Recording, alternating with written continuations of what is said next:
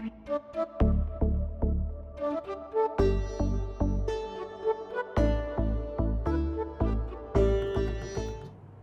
से पहले आजकल जो है वो ये डर सताता है कि कहीं कुंडली के अंदर डिवोर्स या सेपरेशन का योग तो नहीं। आपकी कुंडली के माध्यम से ये पड़ताल की जा सकती है कि यह योग वास्तव में उपस्थित है कि नहीं, और यदि उपस्थित है तो उसका निवारण कैसे होगा, हमको क्या उपाय करने चाहिए ताकि वो योग जो है वो हमको परेशान विवाह के बाद ना करे।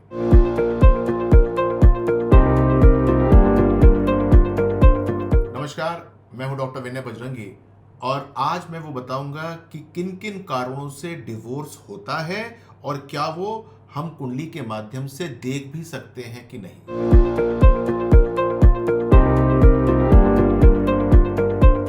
सबसे पहले जो परेशानी आती है वो आती है असंगति की, यानी कि नॉन कंपैटिबिलिटी की।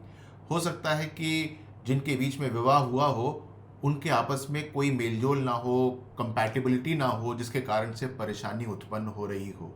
कुंडली के माध्यम से ये बात बहुत आराम से देखी जा सकती है। यदि आप अपनी कुंडली विवाह से पहले दिखाते हैं तो इस बारे में आपको भान हो जाएगा कि जिससे आपका विवाह होने वाला है उसके साथ बाद में आपकी बनेगी कि नहीं।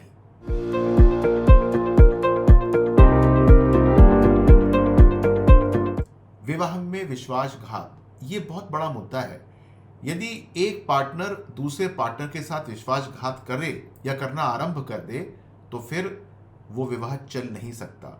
मजे की बात यह है कि कुंडली के अंदर हम ये सब बातें देख सकते हैं कि विश्वासघात होगा कि नहीं होगा, किस एक्सटेंट का होगा, और यदि कोई ट्रांजिट और दशाओं के हिसाब से कैलकुलेट करना जानता हो तो वो ये भी बता सकता है कि वो कब उत्पन्न होने वाला है।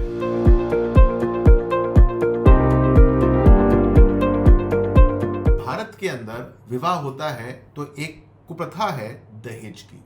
बहुधा दहेज के कारण भी तलाक हो सकते हैं, लेकिन क्या ये कुंडली के माध्यम से देखा जा सकता है? निसंदेह देखा जा सकता है। आपकी कुंडली के माध्यम से ये देखा जा सकता है कि आप दहेज प्रथा के कितने हक में हैं या फिर आप कितना चाहते हैं। बहुधा लोग जो हैं वो अपने जो ख्याल होते हैं उसको बताते नहीं हैं, लेकिन घर के अंदर कलह करना आरंभ कर देते हैं। उनके मन मस्तिष्क के पीछे यही होता है कि उनको या तो वो जो समझते थे वो पैसा मिला या नहीं मिला। तो आपकी कुंडली में ये यदि योग है तो इसका उपाय विवाह से पहले अवश्य कर लीजिए।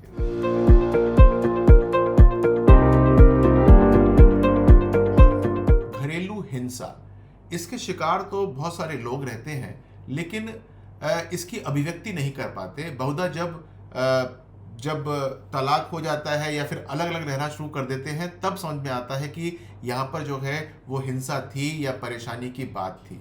कुंडली के माध्यम से ये देखा जा सकता है कि हिंसा होगी कि नहीं, और वो हिंसा जो है वो किस सीमा तक जा सकती है और उसका क्या उपाय है। विवाह करना भी चाहिए कि नहीं करना चाहिए।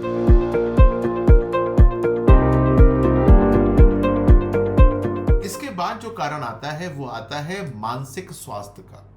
हो सकता है कि आपका जो जीवन साथी है उसको एंजाइटी हो, उसको डिप्रेशन हो, या कोई जो है ऐसी बात हो जिसकी वजह से वो स्वस्थ ना रहता हो मानसिक रूप से।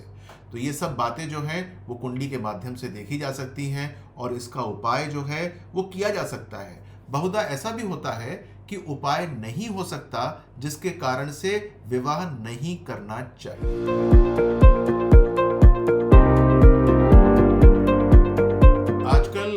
हस्बैंड वाइफ दोनों कमाते हैं और दोनों की कुछ अपेक्षाएं होती हैं अपने पार्टनर से कि वो इतना कमाए या ऐसे कमाए, या कमाता भी है कि नहीं कमाता, कमाती भी है कि नहीं कमाती।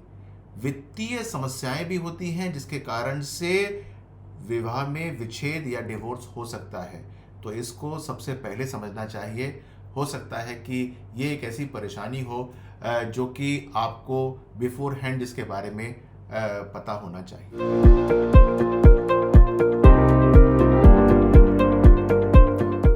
भारतवर्ष में एक और समस्या आती है और वो है ससुराल या विस्तारित परिवार से प्रॉब्लम्स, उनका हस्तक्षेप। हो सकता है कि आपको ये ठीक ना लगता हो सकता है कि आप जो हैं अपने सास ससुर चाचा या फिर जो मामा होते हैं उनसे आपको परेशानी हो, और जो है आप अपने वैवाहिक जीवन से इसी कारण से प्रसन्न ना हो, और इवेंचुअली आप जो हैं दोनों के दोनों अलग हो जाएं। तो इसकी पड़ताल भी कुंडली में कर लेनी चाहिए कि कहीं ऐसी परेशानी जो है वो आने वाली तो नहीं।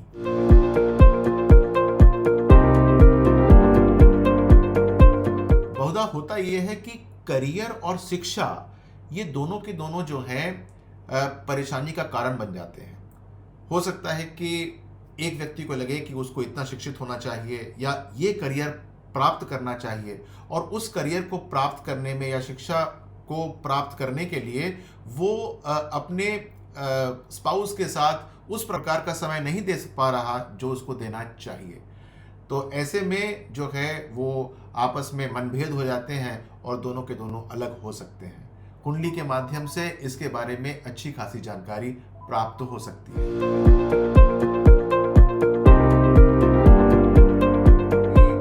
ये सारी की सारी बातें जो कि डिवोर्स का कारण बन सकती हैं, उनको कुंडली के माध्यम से देखा जा सकता है।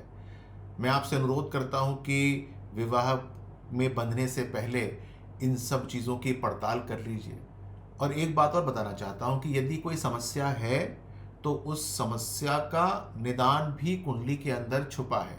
बस ये देखने की बात है कि वो निदान जो है वो आप तक सही समय पर पहुंच जाए, ताकि